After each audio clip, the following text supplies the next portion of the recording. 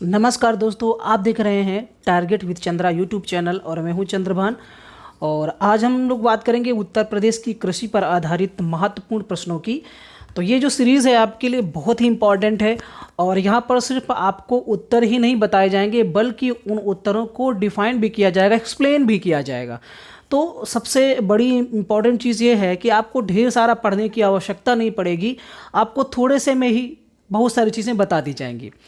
तो दोस्तों बहुत ही खास होने वाला है वीडियो। जो लोग भी यूपीपीसीएस खंड शिक्षा अधिकारी, समीक्षा अधिकारी, आपका उत्तर प्रदेश की जितने भी स्टेट लेवल की एग्ज़ाम है, चाहे वो लेखपाल का हो, यूपीपी का हो, तो इन सभी परीक्षाओं में यहाँ से उत्तर प्रदेश से बहुत सारे प्रश्न पूछे जाते हैं।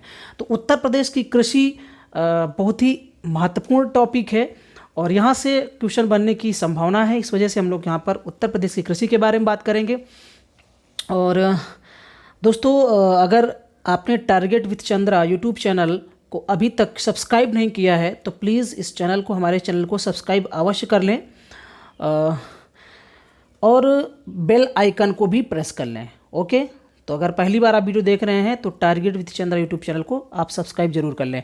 आपको यहाँ पर हर एक सब्जेक्ट से संबंधित महत्वपूर्ण वीडियो मिलेंगे और बहुत सारे वीडियो आपके, चाहे वो आपका पॉलिटी से संबंधित हो और चाहे वो आपका हिस्ट्री से रिलेटेड हो या आपका साइंस से रिलेटेड हो, आपका विश्व का भूगोल है, भारत का भूगोल है, उत्तर प्रदेश का भूगोल है और आपका पर्यावरण है ना। तो यहाँ से सब जगह से आपको टॉपिक मिलेंगे और इम्पॉर्टेंट वीडियो आपको मिलेंगे और काफ़ी अच्छी तैयारी आपकी हो सकती है। तो जा करके प्लेलिस्ट में आप जा करके देख सकते हैं, वहाँ पर आपको सारे वीडियो जो हैं वो अवेलेबल हैं, आप देख सकते हैं।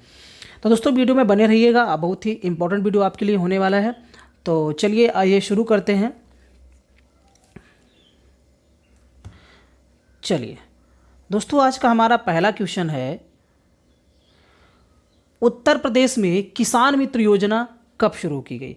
दोस्तों आपने अगर पढ़ाई की हुई है, तैयारी की है आपने और आप उत्तर प्रदेश राज्य के रहने वाले नागरिक हैं तो दोस्तों आपको बहुत सारे क्वेश्चन तो आपको ऐसे ही पता होना चाहिए, क्योंकि जिस प्रदेश में, जिस राज्य में हम निवास करते हैं उसके बारे में बहुत सारी ऐसी जानकारियाँ होती हैं जो स्वतः ही हमको मालूम होती हैं। क्योंकि हम उस पर्यावरण में, हम उस एटमॉस्फेयर में, हम उस भौगोलिक क्षेत्र में निवास करते हैं, इसलिए वो हमारे चीज़ें जो हैं वो हमारे रहन सहन में आ जाती हैं, हमारे बोलचाल की भाषा में आ जाती हैं। और तो ये इसलिए हमें ज़्यादा जोर दे करके याद करने की आवश्यकता नहीं पड़ती। तो उत्तर प्रदेश के जितने भी निवासी लोग हैं जो वीडियो देख रहे हैं उनको बहुत सारे क्वेश्चन तो अपने आप पता होंगे जो बता सकते हैं। तो पहला प्रश्न है, उत्तर प्रदेश में किसान मित्र योजना कब शुरू की गई। ऑप्शन ए है 18 जून 2004 से, बी है 18 जून 2003 से, सी है 18 जून 2002 से और डी है 18 जून 2001 से। तो दोस्तों उत्तर प्रदेश में किसान मित्र योजना किसानों की मदद करने के लिए ये जो किसान मित्र होते हैं उनको रखा गया। और कब रखा गया? ऑप्शन नंबर डी, 18 जून 2001 से इनको रखा गया। तो किसान मित्र, जैसे कि इनका नाम है, ये किसानों को, चाहे वो आपका किसी खाद के बारे में हो या आपका कीटनाशक के बारे में हो, खेत में कोई भी समस्या हो उसके बारे में जानकारी देना इनका काम है। तो ये किसान मित्र योजना 18 जून 2001 से स्टार्ट की गई थी उत्तर प्रदेश में, ऑप्शन नंबर डी। अगले क्वेश्चन को देखते हैं। हमारा अगला क्वेश्चन है, निम्न में से किस फसल का उत्तर प्रदेश भारत में सर्व प्रमुख उत्पादक है, अर्थात सबसे प्रमुख उत्पादक राज्य है उत्तर प्रदेश। निम्न में से किस फसल का आपको बताना है। ऑप्शन ए है चना, बी है ज्वार, सी है मक्का, डी है गेहूं। तो आपको दोस्तों, अगर आप उत्तर प्रदेश के निवासी हैं तो दोस्तों आपको पक्का पता होगा कि उत्तर प्रदेश राज्य जो है वो आपका गेहूं उत्पादन में अग्रणी राज्य है, सबसे ज़्यादा उत्पादन करता है गेहूं का। तो ऑप्शन नंबर डी इसका सही जवाब है। अगले क्वेश्चन की तरफ बढ़ते हैं। अगला क्वेश्चन है, भारत वर्ष में प्रथम कृषि विश्वविद्यालय की स्थापना की गई थी, अर्थात कब की गई थी। ऑप्शन ए है जबलपुर में, कहाँ की गई थी ये पूछ रहा है, जबलपुर में, बी है कानपुर में, सी है फैजाबाद में और डी है पंतनगर में। तो भारतवर्ष में प्रथम कृषि विश्वविद्यालय की स्थापना दोस्तों की गई थी आपका पंतनगर में। कहाँ? पंतनगर। ये पंतनगर वर्तमान की बात करें तो आपका उत्तराखंड में पड़ता है। कहाँ पर पड़ता है? उत्तराखंड में। दोस्तों वैसे जब उत्तराखंड हमारे उत्तर प्रदेश से अलग नहीं हुआ था, विभाजित नहीं हुआ था, तभी ये पंतनगर में कृषि विश्वविद्यालय की स्थापना हो चुकी थी। लेकिन वर्तमान में अगर बात करें तो विभाजन हो गया कब, 9 नवंबर सन 2000 को जो उत्तराखंड है वो एक अलग राज्य बन गया था। तो अब पंतनगर कहाँ पर है आपका, ये आपका उत्तराखंड में पड़ता है। ठीक, तो कृषि विश्वविद्यालय कहाँ पर स्थित है आपका, पंतनगर में, ऑप्शन नंबर डी। अगला क्वेश्चन है उत्तर प्रदेश की प्रमुख फसल है। ऑप्शन ए है मक्का, बी है गेहूं, सी है धान, डी है गन्ना। तो आपको बताना है दोस्तों कौन सा सही होगा। उत्तर प्रदेश की प्रमुख फसल कौन सी है ये आपको बताना है। चलिए, उत्तर प्रदेश की प्रमुख फसल क्या है। ऑप्शन ए मक्का, बी है गेहूं, सी है धान, डी है गन्ना। क्या होगी इसका सही जवाब क्या होगा। अभी आपने देखा तो उत्तर प्रदेश की प्रमुख फसल क्या है, ऑप्शन नंबर ए गेहूं। चलिए अगले क्वेश्चन की तरफ बढ़ते हैं। अगला क्वेश्चन है लाल मिट्टी पाई जाती है उत्तर प्रदेश में, लाल मिट्टी कहाँ पाई जाती है ये पूछा जा रहा है। ऑप्शन ए है आगरा मथुरा, बी है एटा मैनपुरी में, सी है सीतापुर बाराबंकी में, डी है मिर्ज़ापुर झांसी में। जैसा कि मैंने दोस्तों आपको उत्तर प्रदेश की भौगोलिक संरचना पढ़ाया हुआ था पूरे मैप के साथ में, तो वहाँ बताया था मैंने कि जो आपके बुंदेलखंड क्षेत्र में आने वाले जो ज़िले हैं, जो बुंदेलखंड के पठार में पड़ने वाले ज़िले हैं, जैसे कि आपका मिर्ज़ापुर है, झांसी है, आपका जालौन है, ललितपुर है, महोबा है, इलाहाबाद है, सोनभद्र है, मिर्ज़ापुर है, ये सारे के सारे ज़िले जो हैं वो आपके बुंदेलखंड के पठारी क्षेत्र में आते हैं। और यहाँ की मिट्टी जो है चूँकि प्रायद्वीपीय भारत का हिस्सा है, इस वजह से यहाँ की मिट्टी लाल होती है। तो इन ऑप्शन में जो सही ऑप्शन डी है मिर्ज़ापुर और झांसी में। चलिए अगले क्वेश्चन की तरफ बढ़ते हैं। अगला क्वेश्चन है उत्तर प्रदेश में शस्य जलवायु क्षेत्रों की संख्या है। ऑप्शन ए है 5, बी है 7, सी है 9, डी है 11। तो आपको बताना है उत्तर प्रदेश में शस्य जलवायु क्षेत्रों की संख्या क्या है। दोस्तों यहाँ पर एक शब्द दिया गया है शस्य। इस शस्य का अर्थ क्या होता है, इस तरीके का प्रश्न पूछ लिया जाता है, लोग कंफ्यूज हो जाते हैं और गलत उत्तर दे देते हैं। दोस्तों शस्य को अंग्रेजी में क्या बोलते हैं, क्रॉप। क्या बोलते हैं, क्रॉप। और क्रॉप मीन्स क्या होता है आपको पता होगा, फसल। तो फसल के हिसाब से उत्तर प्रदेश को जलवायु क्षेत्रों में बांटा गया है, फसल के हिसाब से। तो कितने भागों में बांटा गया है ये आपको बताना है। ठीक है, तो कितने भागों में बांटा गया है दोस्तों, ऑप्शन नंबर सी इसका सही जवाब है। 9 शस्य जलवायु क्षेत्रों में बांटा गया है। जैसे मान लेते हैं पूर्वी, जैसे कि आपका ये उत्तर प्रदेश का मान लेते हैं मैप है, आप थोड़ा सा समझ लीजिए, ऐसे ही बनाए दे रहा हूँ मैं ऐसे। ठीक, ये आपका उत्तर प्रदेश का मैप है। तो क्या करेंगे, तराई क्षेत्र को अलग हमने बांट दिया है ना। ऊपर आपका भाबर का क्षेत्र हो गया, फिर तराई का क्षेत्र हो गया, उसके बाद ये गंगा का मैदान बीच वाला हो गया, ये वाला आपका पठारी क्षेत्र हो गया। ठीक है, इसी तरीके से इस वाले भाग को बांटा, ये आपका पूर्वी हो गया, ये वाला हिस्सा आपका पश्चिमी हो गया, ये वाला आपका मध्य हो गया। तो इस तरीके से कुल मिलाकर के कितने भागों में बांटा गया, 9 भागों में बांटा गया है। तो उत्तर प्रदेश में शस्य जलवायु क्षेत्रों की संख्या कितनी है, कुल 9। ठीक, अगले क्वेश्चन की तरफ बढ़ते हैं। निम्न में से कौन सा फसल चक्र पूर्वी उत्तर प्रदेश के लिए सर्वाधिक उपयुक्त है। ऑप्शन ए है धान मक्का गेहूं, बी है मक्का आलू गेहूं, सी है मक्का तुरिया गेहूं, और डी है कपास गेहूं मूंग।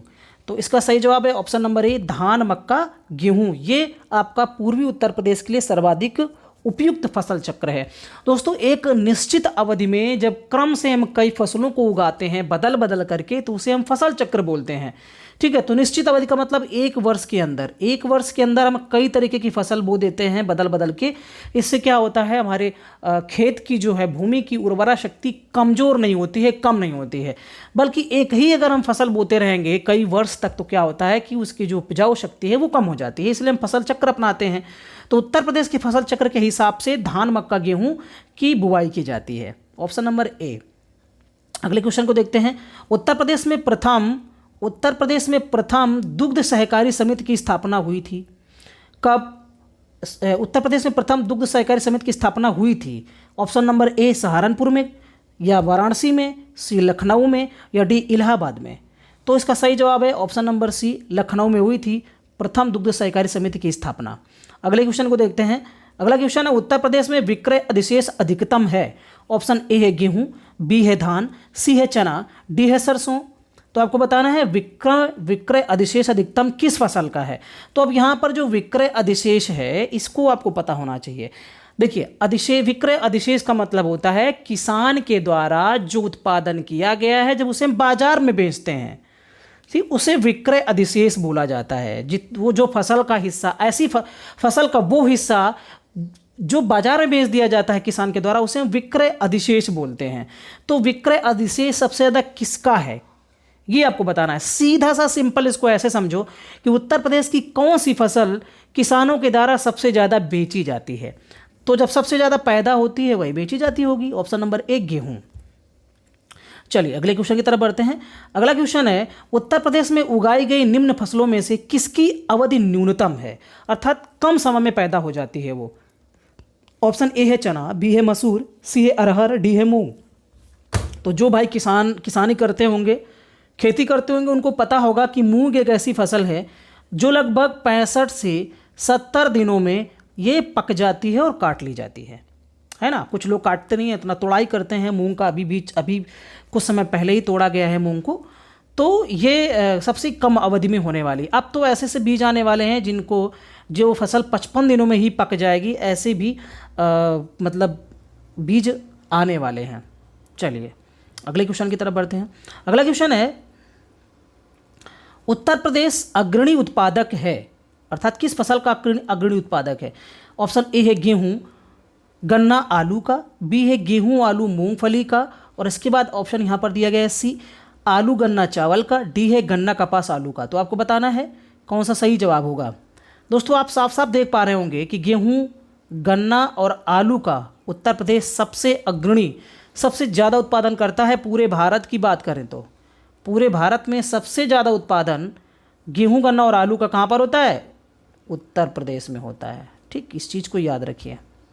चलिए अगले क्वेश्चन की तरफ बढ़ते हैं।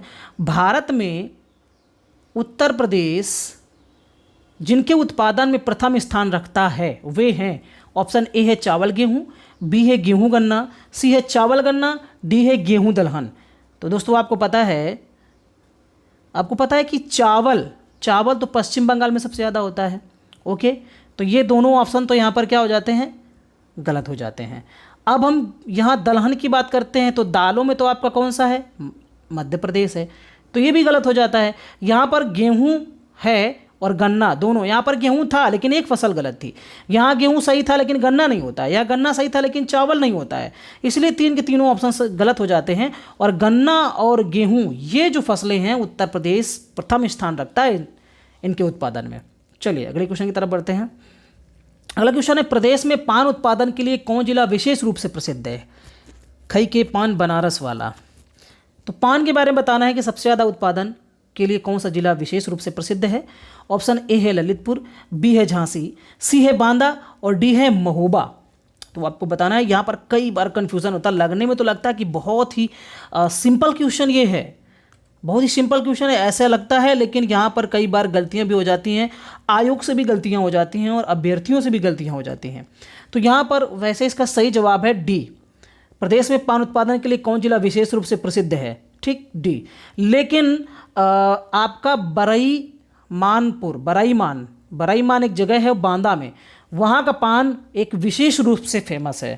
तो सबसे ज़्यादा पान जो है महोबा का पान सबसे ज़्यादा फेमस है। वैसे उत्तर प्रदेश में आपका बनारस है ना, बनारस है, आपका गाजीपुर है, बांदा है, महोबा है, झांसी है, ये सब जगह पान होता है, लेकिन सबसे ज़्यादा फेमस कौन सा है, महोबा। अगले क्वेश्चन की बात करते हैं। उत्तर प्रदेश किस उत्पादन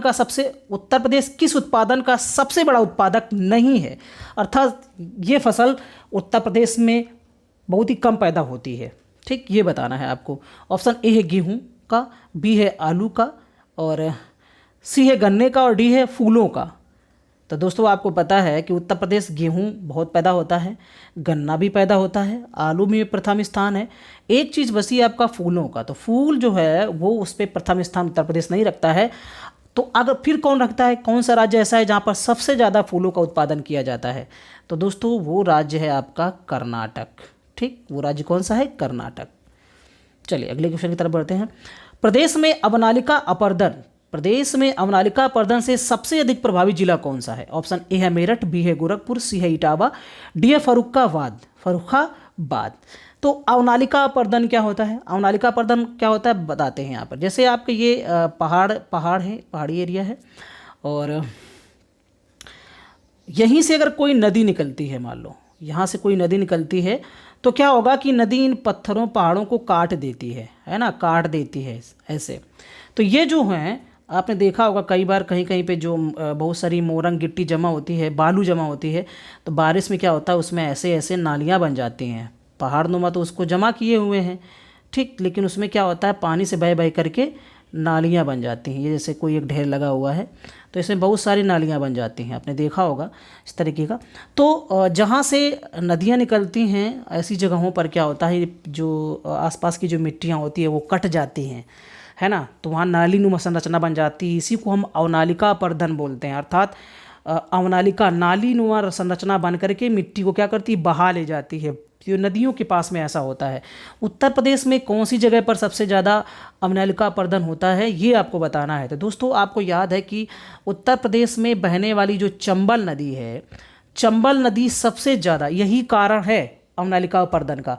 तो चंबल जो है आपका उत्तर प्रदेश में इटावा के पास से बहती है, ठीक, तो ऑप्शन नंबर क्या होगा, इटावा सबसे ज़्यादा प्रभावित करती है इटावा को। इटावा में ही अवनालिका अपर्दन सबसे ज़्यादा होता है। कारण कौन सा है, कारण क्या है, चंबल नदी। और इसको हम दोस्तों एक शब्द और याद रखिए, अवनालिका अपर्दन को ही हम लोग बीहड़ बोलते हैं, याद रखिए बहुत इंपॉर्टेंट है। बीहड़, आपने नाम सुना होगा, बीहड़ के डाकू, चंबल के डाकू, बीहड़ों में रहते हैं डाकू, है ना, तो ये बीहड़ इसी को बोलते हैं। अवनालिका अपर्दन के बाद में जो संरचनाएं बनती हैं मिट्टी पे, उसी को हम क्या नाम देते हैं, बीहड़ नाम देते हैं। तो बीहड़ बनाने का निर्माण किस नदी के द्वारा किया जाता है, चंबल नदी के द्वारा किया जाता है। चलिए अगला क्वेश्चन है, उत्तर प्रदेश में प्रथम दुग्ध सहकारी समिति की स्थापना हुई थी। सहारनपुर में, बी वाराणसी में, सी लखनऊ में, डी इलाहाबाद में। ये समीक्षा अधिकारी मुख्य परीक्षा 2013 में पूछा गया क्वेश्चन है, तो आपको पता है सी नंबर। चलिए अगले क्वेश्चन की तरफ बढ़ते हैं।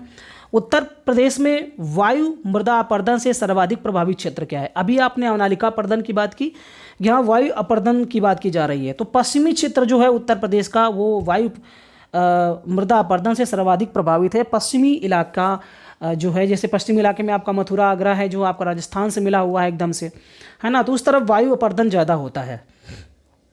चलिए अगले क्वेश्चन की तरफ बढ़ते हैं। निम्न में से उत्तर प्रदेश किस फसल का सबसे बड़ा उत्पादक नहीं है, ये बताना है।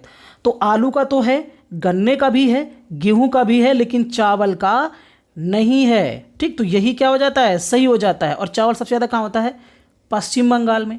याद रखिए चावल जो है, चावल सब फर्स्ट नंबर पर कौन सा है राज्य है, पश्चिम बंगाल, ठीक, पश्चिम बंगाल। अगर दूसरे राज्य की बात करेंगे तो दूसरा आपका क्या आएगा, यूपी, हमारा उत्तर प्रदेश। तीसरे नंबर की बात करेंगे तो दोस्तों आंध्र प्रदेश, कौन सा, आंध्र प्रदेश। और जब हम चौथे नंबर की बात करेंगे तो आपका आएगा पंजाब, ठीक, इस क्रम को आप याद रखिए। सबसे ज़्यादा पश्चिम बंगाल, फिर उत्तर प्रदेश, फिर आंध्र प्रदेश, फिर आपका पंजाब, और पंजाब के बाद फिर आपका आता होगा छत्तीसगढ़। ओके, ठीक, चलिए, तो सबसे बड़ा उत्पादक नहीं है किसका, चावल का। अगला क्वेश्चन है, उत्तर प्रदेश निम्न में से किन फसलों का देश में सबसे बड़ा उत्पादक है, ठीक, उत्तर प्रदेश निम्न में से किन फसलों का देश में सबसे बड़ा उत्पादक है। अब यहाँ पर गन्ने का भी है, आलू का भी है, ओके, धान का नहीं है चूँकि धान चावल और पश्चिम बंगाल में होता है, मक्का का भी नहीं है। अब यहाँ पर देखिए उत्तर, सही उत्तर चुनना है। ऑप्शन ए 1 व 2 दोनों, बी है 2 और 3, सी है 3 व 4, और डी है 1 व 3। तो मैंने बताया आपको गन्ना और आलू में, तो कौन सा ऑप्शन सही हो जाता है, डी। चलिए अगले क्वेश्चन की तरफ बढ़ते हैं। निम्नलिखित में से किस फसल के उत्पादन में उत्तर प्रदेश देश में प्रथम स्थान पर नहीं है? तो गेहूं पे है ना, दूध पे है, ओके, और यही है यहाँ पर, आंवला पे भी है, चावल पे नहीं है। चलिए, उत्तर प्रदेश को कितने शस्य जलवायु क्षेत्रों में विभाजित किया गया है? दोबारा रिपीट हुआ है क्वेश्चन, ये यूपी प्री 2009 व 2014 में पूछा गया था, तो आपको पता होगा ऑप्शन नंबर बी, 9 शस्य जलवायु क्षेत्रों में। चलिए आगे बढ़ते हैं।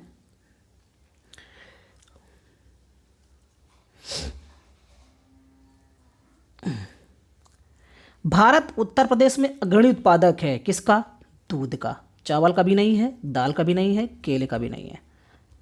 अगला क्वेश्चन, उत्तर प्रदेश का सबसे महत्वपूर्ण नकदी फसल है, ये आपको बताना है। क्वेश्चन नंबर हम 24 की यहाँ पर बात कर रहे हैं। उत्तर प्रदेश का सबसे महत्वपूर्ण नकदी फसल कौन सा है? गन्ना। गन्ना सबसे ज़्यादा उत्पादन होता है। अगला क्वेश्चन, उत्तर प्रदेश का प्रमुख वाणिज्यिक फसल, वाणिज्य मीन्स जहाँ जिसका वाणिज्य मीन्स वही नकदी जिसका व्यापार होता हो, तो वाणिज्यिक फसल कौन सी है? गन्ना। चलिए, कपास में आपका महाराष्ट्र तमिलनाडु आ जाता है, जूट में पश्चिम बंगाल आ जाता है, तिलहन में राजस्थान आ जाता है, गन्ना में कौन सा है आपका? यूपी है, याद रखिए। चलिए, निम्न में से किस दलहन फसल का क्षेत्र उत्तर प्रदेश में सर्वाधिक है? अर्थात उत्तर प्रदेश में कौन सी दाल सबसे ज़्यादा बोई जाती है? मूंग, ऑप्शन नंबर ए मूंग का, बी अरहर का, सी मटर का, डी चने का। तो चना सबसे ज़्यादा बोया जाता है। हालांकि चना का उत्पादन अब बहुत कम हो गया है यूपी में।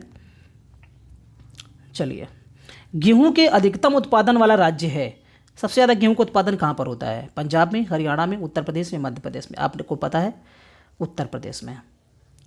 अगला क्वेश्चन है, कृषि श्रम उत्पादकता सर्वाधिक है पूर्वी उत्तर प्रदेश में, बी बुंदेलखंड में, सी मध्य उत्तर प्रदेश में, डी पश्चिमी उत्तर प्रदेश में?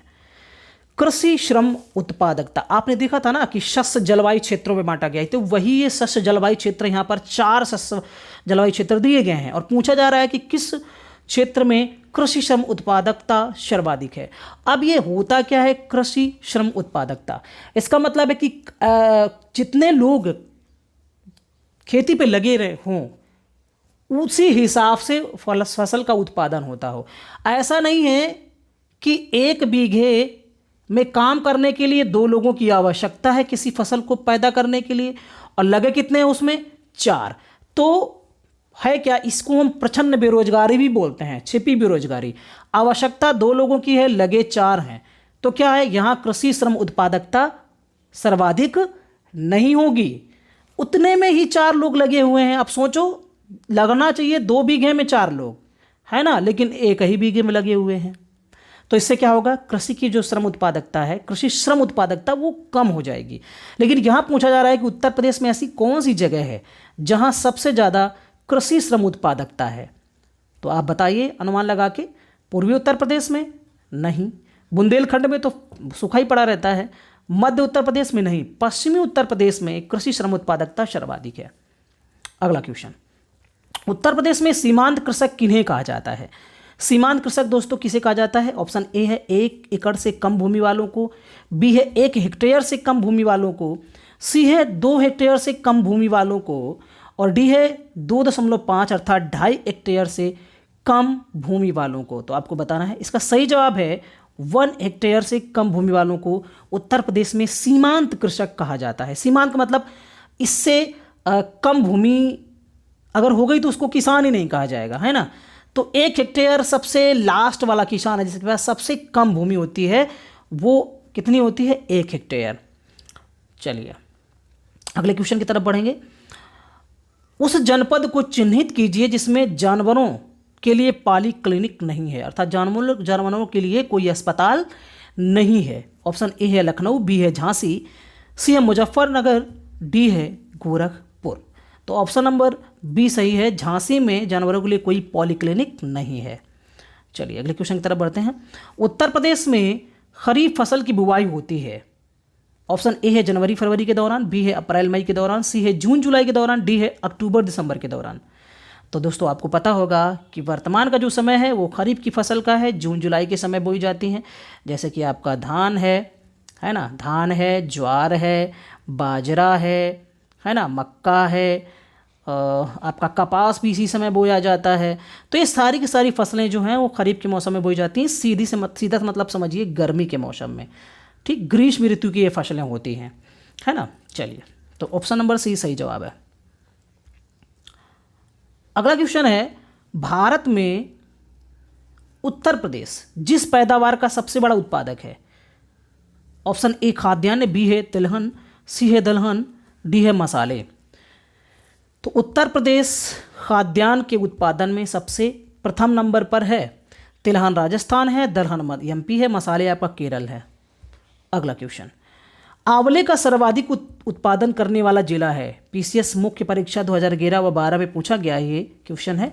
ऑप्शन ए है जौनपुर, बी प्रतापगढ़, सी रायबरेली, डी सुल्तानपुर। तो आंवला सबसे ज़्यादा पैदा होता है प्रतापगढ़ में, ठीक है, वही राजा भैया वाला प्रतापगढ़।